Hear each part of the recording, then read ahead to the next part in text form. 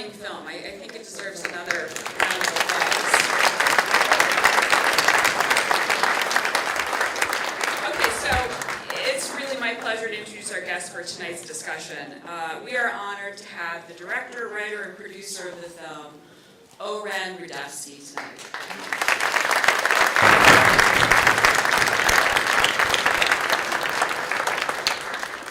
Oren is a recipient of the Guggenheim Fellowship and several National Endowment for the Humanities and National Endowment for the Arts grants. Those are not easy to get. He recently completed Witness Theater, a film chronicling a workshop between Holocaust survivors and high school students.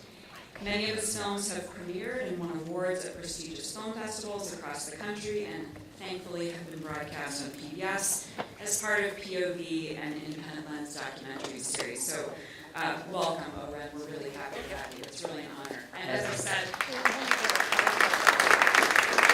I thought the film was great when I saw it a while back in its rough cut. I think it's stunning.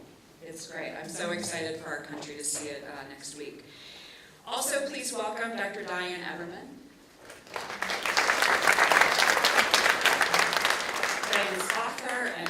She's an author and she's archivist of the St. Louis Jewish Community Archives, part of the Jewish Federation of St. Louis. Welcome. And also welcome a friend to the Night Network, great colleague and friend, Dick Weiss, who is also writer, author, and a longtime former St. Louis Post-Dispatch reporter.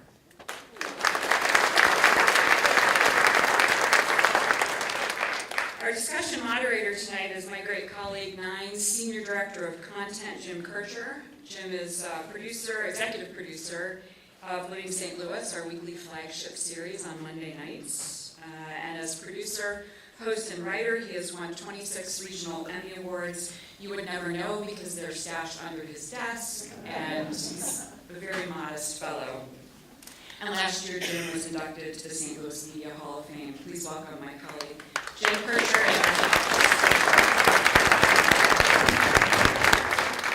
Thank you. Thanks, everybody, for coming. Can you hear me okay? Because I'm told sometimes it sounds great up here. I don't know how good it sounds back there. Love this film because this is exactly the kind of thing I watch on Channel 9. So it's great to see it with an audience. It must be great for you, Oren, to see it with an audience as well. We got a lot of questions for you, and I hope we get some questions from the audience. I'll have to do the thing with the microphone running in and trying to get there. But first, some questions, and I'm going to leave you for last because I knew we had to have an ink-stained wretch on the panel. That's a compliment, by the way. I hope he takes it as that. Dick, we were talking when you saw this. Is it history? Is it current affairs? Well, Oren, it's a beautiful, beautiful rendering. I'm so grateful that you did this, and I learned a lot by watching it. Some of it I already knew, and I go, I'm an ink-stained wretch to be sure, pretty unworthy. There are maybe half a dozen Pulitzer Prize winners in the audience here today. I'm not one of them.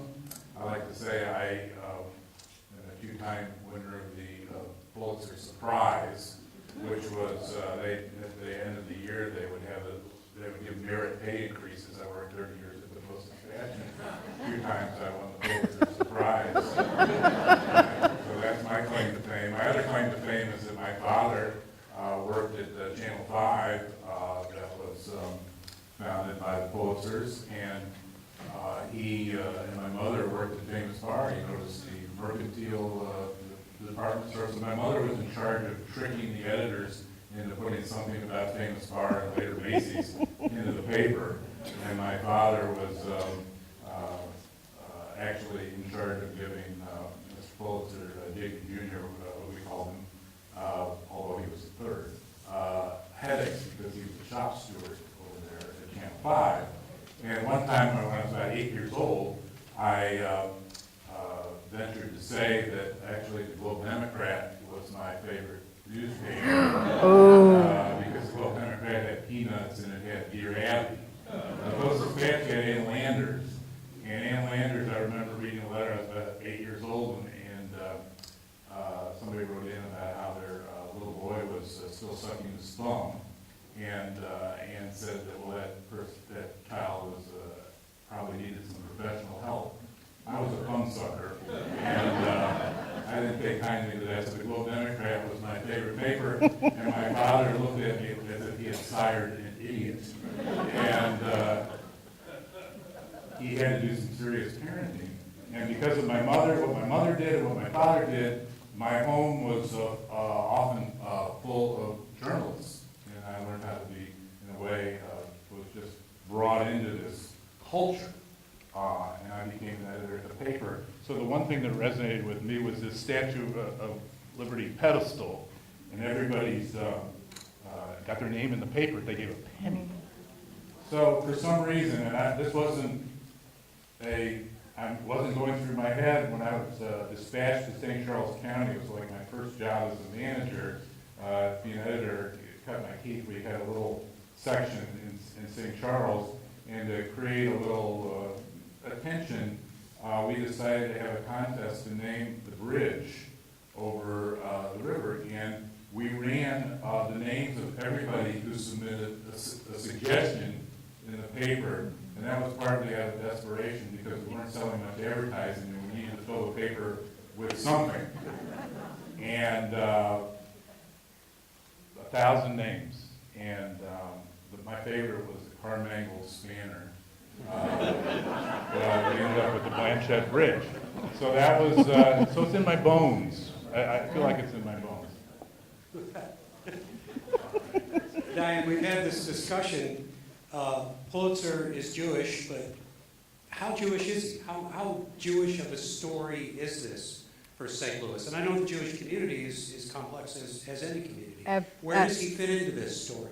Well, that's very interesting because when you called and asked if I would be on the panel, I decided I would do sort of an unscientific survey of the people who work at the Federation. And I went around and I asked, Joseph Pulitzer, do you know much about him? And most of them said, no, we really don't.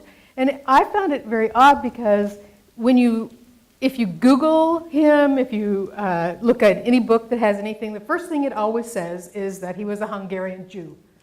And yet, even in the Jewish Federation, most people were going, oh, no, I didn't know he was Jewish. So in some ways, I would say that it's not necessarily a strictly Jewish story. But in other ways, I would say that it embodies much of 19th century, even before, Jewish thought about what you are supposed to do the right things, to be moral, to help the underdog, the underprivileged, and all of that. So in some ways, I would say that we don't know much about his early life in Hungary, in his Jewish life, but I would say that most of us are products of our childhood and our upbringing, our early years, and I'd say that that's probably part of it. It was his son who went to the camps Absolutely. after World War II and did the serious reporting on what happened in the Holocaust. That's how I learned about the Holocaust. Right. My father sitting down with me with a volume of pictures and documentary evidence about what had occurred. Yes, and that is true, that most of the people, when I asked them, they didn't know about the Joseph Pulitzer, but they knew about, later on, the 1940s Pulitzer because of that Holocaust. So, Oren, now to you. Go ahead, jump right in. I don't have to ask a question. In answer to your question,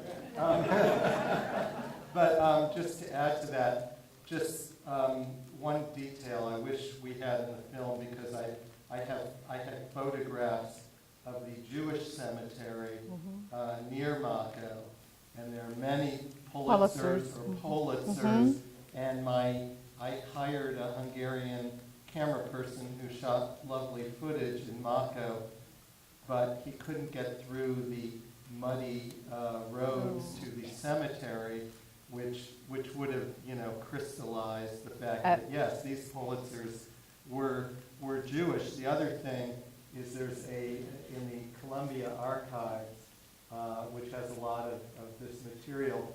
There's a tape that Joseph Pulitzer Jr.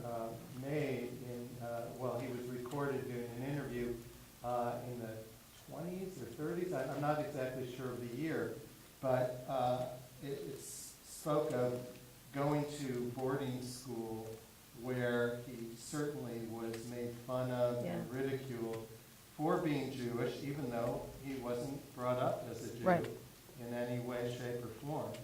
And his father was very sympathetic to it, and I think pulled him from that I'm school. sure, yeah. Anyway. Yeah, well, without getting too deep into that part of history, again, in St. Louis and I guess in many other areas, in the German-speaking community, included Catholics and Protestants and Jews and seculars and free thinkers of all types. So it seems to me, based on the film, he fits more into the German-speaking community than maybe the religious Jewish community at the time. Definitely not the religious part of it, no. There were a lot of people like him in St. Louis at the time.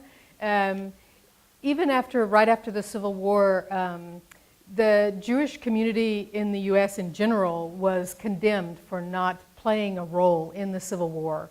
They said that they were cowards, that they didn't support either side, that they just weren't involved.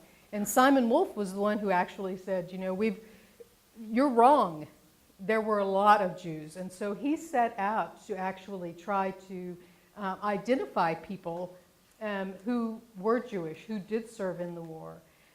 Because he wanted to show that they were patriotic, that they did want to serve, that they did whatever. But his hardest part was because most of them didn't, when they signed up, they didn't say, oh, by the way, I'm Jewish. They just signed up so that their names might have been German or mostly German or Austrian, a few Hungarians. But they didn't necessarily identify themselves as Jewish. Even in 1880, there was only 250,000 Jews in the U.S. So, they just didn't want to say, oh, by the way, look at me. So, Oren, when you first got started on this, you're not a Pulitzer biographer. You weren't a Pulitzer expert. What drew you into the story? I know you were going to do the documentary anyway, but what drew you into Pulitzer's life?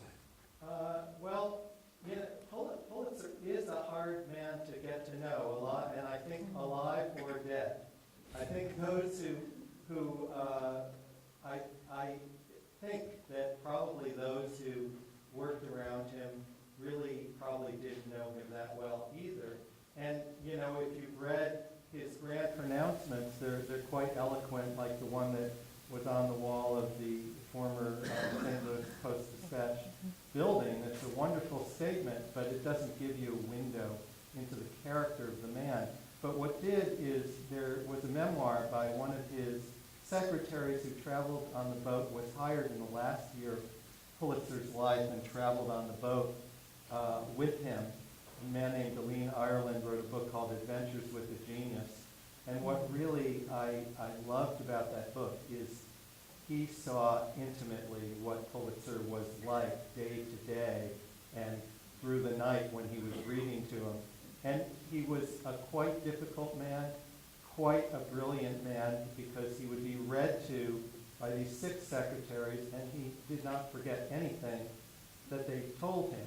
And they would read segments from the newspapers, from not just his paper, but from other papers that they would cull, and then he would take notes on, he would give notes on what those editors had done wrong back home, and he was quite specific and clear. But it also gave you a window. There's a wonderful description of him trying to cross the drawbridge, the blind man trying to cross or one detail which is in the film of somebody needing to cut his food for him and him stabbing at the plate. Or I love the description by Elizabeth Gitter about the fact that a blind person didn't know what his own children looked like, and how difficult that must have been for a man who was revered and a great man and feared, was then left pretty much helpless. So that really made him real to me. I think we all saw relevance to today. There's responses throughout the film. The biggest response came with the line, "The president is not above the law." I wonder, first of all, when you began to work on this film, and did the relevance begin to grow as the months and years passed? Can't imagine what you're talking about. But I didn't know what this particular audience, or I'm a little wary sometimes, and sometimes that line draws a big laugh, and other times there's silence, and I don't know what to take away from that. But certainly, when I started working on the film, it was before the 2016 election had begun, or the lead up to it. But immediately, so at that point, it was, well, journalism is facing a crisis. Newspapers are facing a real crisis. And Pulitzer's important, and nobody knows his story. And then, of course, what happened is, in the lead up to the election, here's this man who is an immigrant, and a great immigrant. And as we know, many of our greatest Americans were immigrants. So that became a crucial part of the story, but also defense of the First Amendment, and the fact that he wrote about fake news in 1902. Just, I came across that somewhere in the midst of the film, and just had to read it about 11 times. So yeah, so that just made it so important, and that's why we started playing with the idea of using contemporary footage within the film more and more, and it grew from there.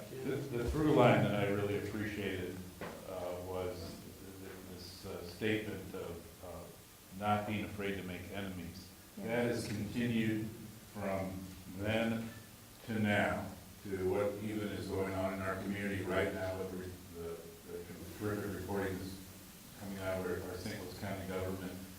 It is in some places, newspaper people jump into bed with the plutocrats or the criminals in their countries. This has been documented many times. And in the United States, to a great degree, this has not happened because of this tradition that Joseph Pulitzer started.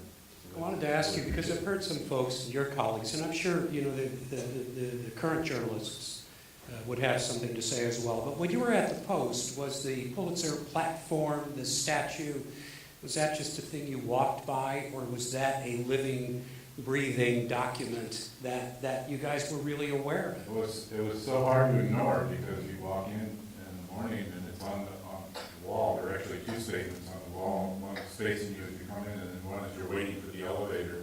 Yeah, but that could be like how many days since an accident sign, Right, just right. ignore going in. But then you take the elevator up, and you would be in this newsroom, and we were actually, as you know, reporters and editors can be pretty insufferable. And really what the deal was, what were you living up to the platform? And of course, every day we were falling short, because this had such a strong statement, and everything, a story idea was always couched, even on the mirth side, even the humor side, was couched in, is this living up to our tradition? And the arguments for and against would be made on that basis. And, we would argue sometimes that maybe what we should have had was a daily price for the paper, like it was worth, today it's worth $1, and today it's maybe worth 20 cents, because, sometimes, we weren't living up to it, but there was always, the arguments were always made in that way, and arguments in newsrooms across the country are made in that way. They may not cite Pulitzer, but they cite the same standards for saying, I need more time to do this story, or this story needs more editing, or more attention. That standard was set by Joseph Pulitzer. I want to open it up to questions, because I could be talking to these guys all night. So just raise a hand, I'll have to come try to find you. But there we go, good. Raise it higher than that, come on. Question. Do you feel like today's reporting, they're doing it too quickly? They're not going back and checking those facts and those details? Or do you feel like we're doing a pretty good job of it? Yeah, well, again, I'm no expert, but I think one of the really interesting things that's happened, of course, is with social media and the internet and blog posts and whatever, that everybody is potentially a reporter. And the value of fact-checking, to my mind, has increased while so many people don't do it. And those who do it, papers with national reputations and very small papers as well, really care about that. And that's so the irony of a certain person calling something fake news when those institutions are the ones that spend the most time and energy checking their facts, and they all make mistakes, but they do it as best they can. So, yes. Do you think it's right for the newspaper to promote the story in order to win the Pulitzer and yet totally distort the whole situation that develops as a result of that? That sounds like a charged question, which I think do you want to take a Well, at that? I will say this, that you have, they say journalism is like the first rough draft of history, and you're not going to get it exactly right tomorrow. And it's the historians who come in and maybe clean it up for us a little bit and provide some perspective. But of the journalists that I work with, the journalists I know at the Post-Dispatch, and the journalists I know across the country, they're not in it for the prizes. Very few get rich off of this business. What they're in it because they have a sense of purpose and mission. That's where you get your joy, is having that sense of purpose. And one of the people asked me, they think they're making me feel better. They say, "Oh, the Post-Dispatch isn't as good as when you were there, years ago." And I said, maybe they have their moments, maybe they're further and fewer between because the resources are not as great. But look at some of the great reporting that's been done just in the last few years. There was a Pulitzer Prize just a few years ago. I was at the paper for 30 years. I don't think they actually, we had some finalists. I don't think a Pulitzer Prize was won during my time. That's interesting, isn't it? Maybe that's why. I think you actually may be saying that you think in that, we're talking about Ferguson, which may be what you're talking about. I don't know if there was a critique implied in your question. I don't want to get into it, but I do want to say that in that case, I have some personal experience of having spent time with photographers, two of the photographers, David Carson and Robert Cohen, and their editor, Lyndon Steele. And I spent some real time with them, and I know that, and they're in the room, so thank you very much for your fantastic work.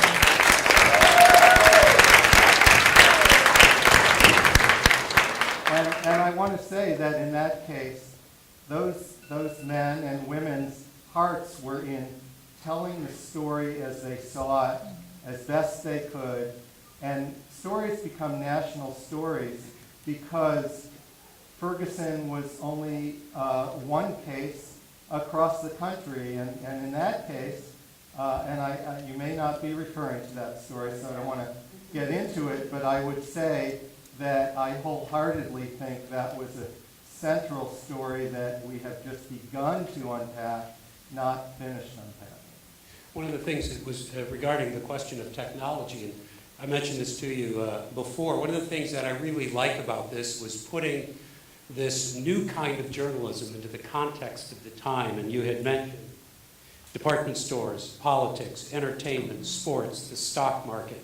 All of that was changing at the same time that Pulitzer was changing journalism.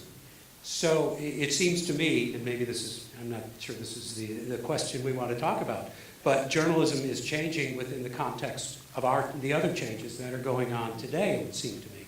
And it's not always an easy change, I wouldn't think. It wasn't an easy change then.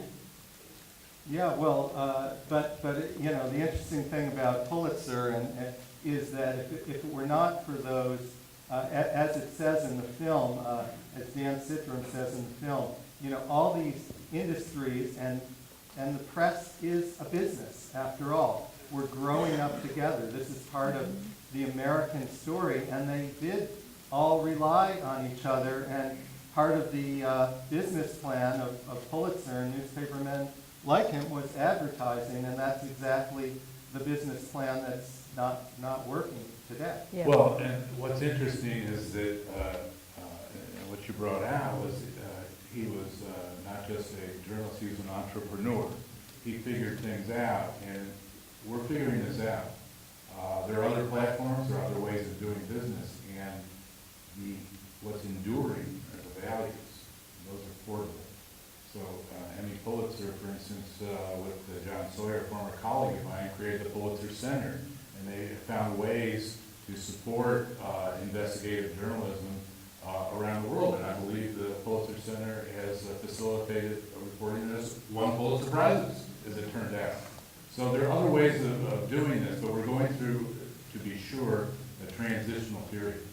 If I can just bring up one thing about this whole idea of technology, if you just think of how many people who are doing genealogical research right now, regardless of what era that they're looking at, one of the things they always look at are newspapers.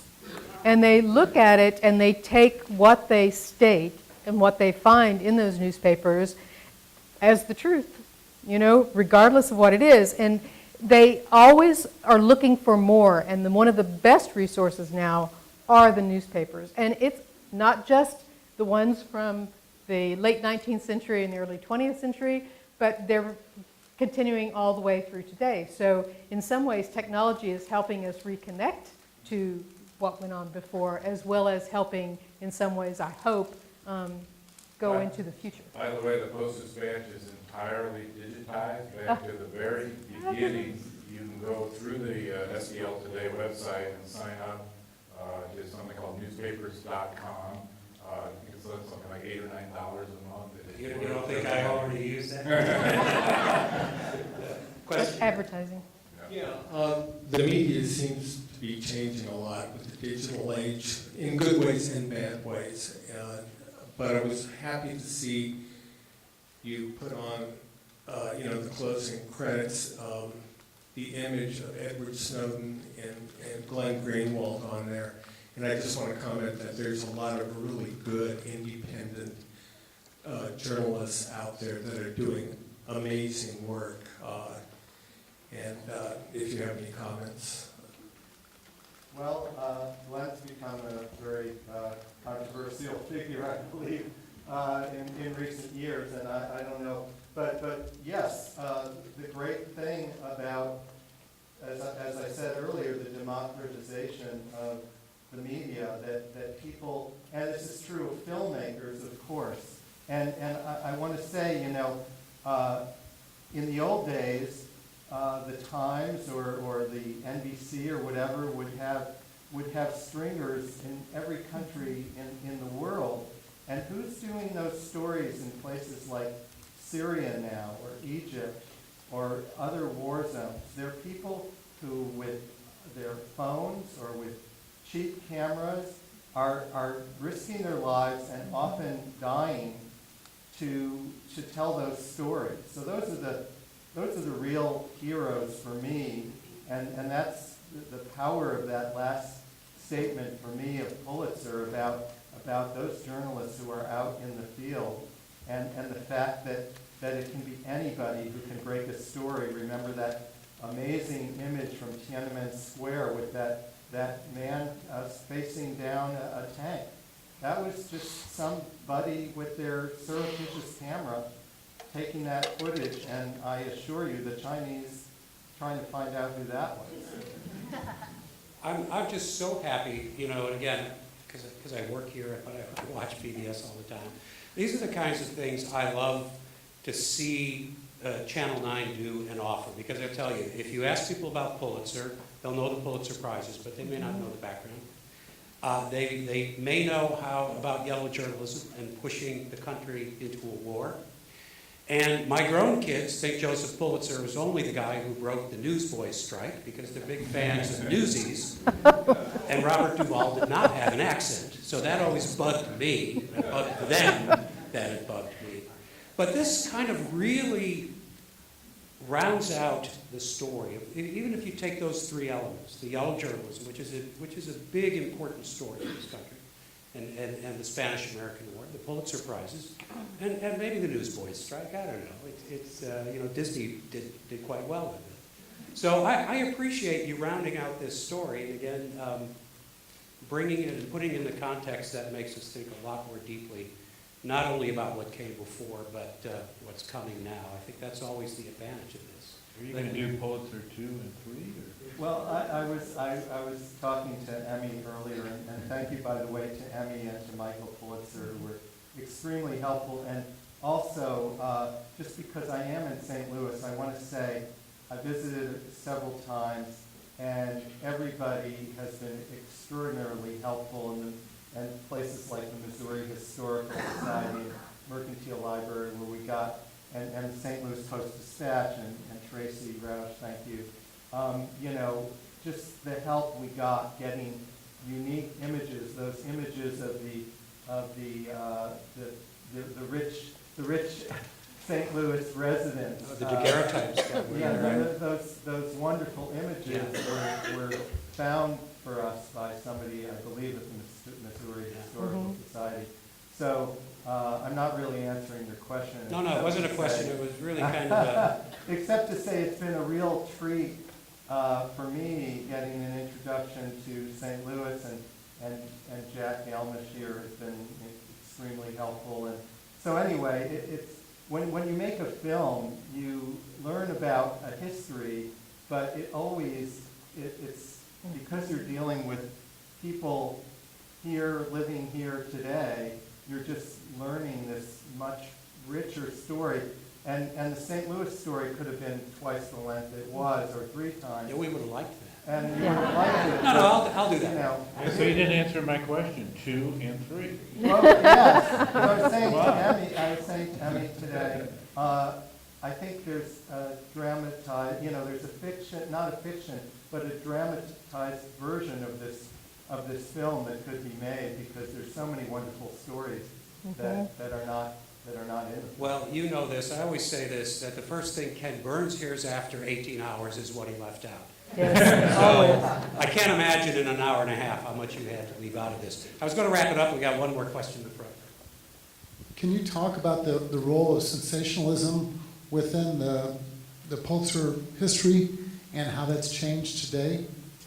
I don't think, well, I thought about the term sensationalism, and I wonder what you all think, because I think it's kind of, in a way, a misnomer. I mean, there's some truth to it, but anybody who's read Parade magazine, or one, does that still exist? That's what I call real sensationalism. I mean, I think when you look at, and when you, if anybody gets the treat of going to Duke and reading the actual paper, these are stories about real people who have suffered, people who are worked to the bone in sweatshops, and who went nuts, or who went and committed a crime, or divorces because of family situations that were untenable. I don't know. Are those sensationalistic stories? Or those are Dickens stories? They're stories about real people who had real lives and suffered, and they give us a window into an era much better than dry stories from the New York Times, which I love as well, which is, I don't think it's dry, but you get the point. So I think today sensationalism is much more extreme, I would say, and I don't mind what we would call sensationalism, to be honest. Yeah, I think we have an expression of getting the facts right and getting the right facts, context. We were taught and mentored in the newsroom, at least when I was there, that there's really, it's like a three-cornered stool. And you have experts, and you have statistics, and you have the experiences of real people. And if you're missing one of those, the story cannot stand up. And that's what we try to do at the Post-Dispatch. That's what many responsible journalists try to do across the country, whether they're working at a legacy newspaper or they're blogging. And that's the standard that I think started with Joseph Pulitzer. Well, I hope the conversations continue on the way up. This is great to see such a big turnout for this, because I know you guys are like me, you like to hear this stuff. It says, thank you for being here tonight for the special screening. But there's an important fact here. Tune in on Friday, April 12th at 8 p.m. on 9 PBS. PBS is an American Masters Series for Joseph Pulitzer, Voice of the People. I want to thank Oren Rudavsky, Diane Everman, Dick Weiss for joining us, all of you folks for joining us.